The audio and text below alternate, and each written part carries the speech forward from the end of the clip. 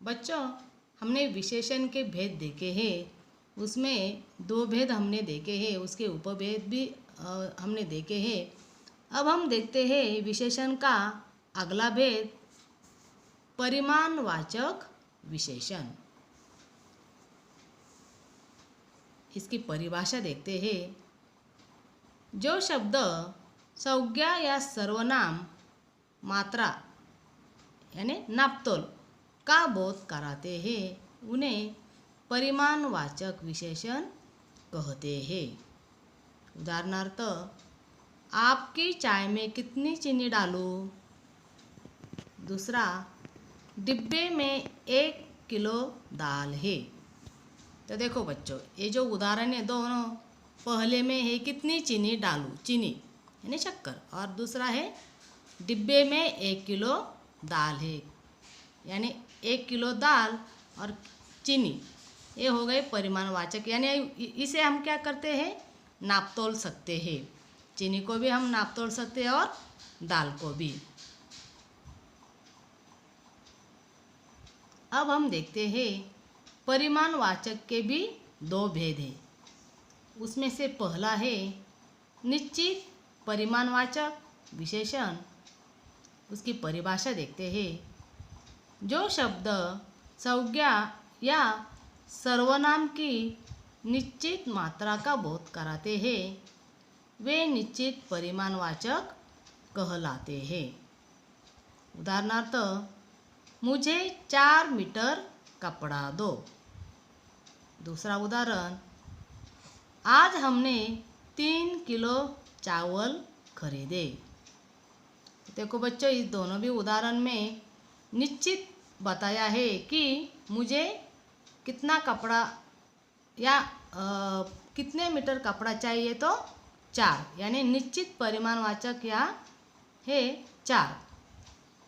दूसरे उदाहरण में, आज हमने 3 किलो चावल खरीदे। कितने किलो? 3। 4 और 3 यह निश्चित परिमाणवाचक के शब्द है। दूसरा है अनिश्चित परिमाणवाचक विशेषण। इसकी परिभाषा, जो शब्द संज्ञा या सर्वनाम की अनिश्चित मात्रा का बोध कराते हैं उन्हें अनिश्चित परिमाणवाचक विशेषण कहते हैं। उदाहरण, कई यात्री पैदल जा रहे हैं। दूसरा उदाहरण, भोजन में कम नमक डालो। देखो बच्चों, पहला जो उदाहरण है, कई यात्री पैदल जा रहे हैं, हमें पता नहीं है 10 है, 5 है या 20 है, पता नहीं, लेकिन कई यानी अनिश्चित है कितने जा रहे, तो इसलिए कई के नीचे मैंने अधोरेखित किया है।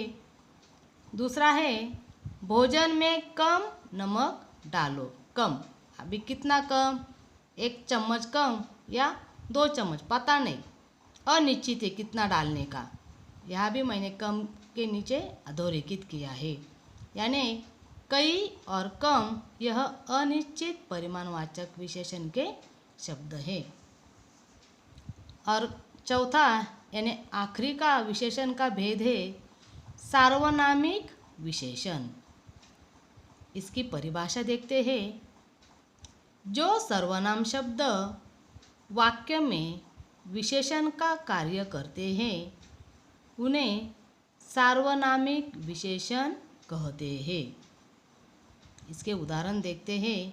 पहला उदाहरण है, यह कुल्हाड़ी मेरी नहीं है। दूसरा उदाहरण है, गेहूं के वे दाने कहाँ है। देखो बच्चों, सार्वनामिक विशेषण यानी सर्वनाम शब्द वाक्य में जब विशेषण का कार्य करते हैं तब सार्वनामिक विशेषण होता है। तो पहले उदाहरण में यह के नीचे मैंने क्या किया है, अधोरेखित किया है, और दूसरे उदाहरण में वे के नीचे मैंने अधोरेखित किया है। तो ये दोनों भी सार्वनामिक विशेषण है। तो बच्चों, आज हमने परिमाणवाचक विशेषण, उसके दो भेद, निश्चित परिमाणवाचक और अनिश्चित परिमाणवाचक और सार्वनामिक विशेषण, ये भेद आज हमने देखे हैं।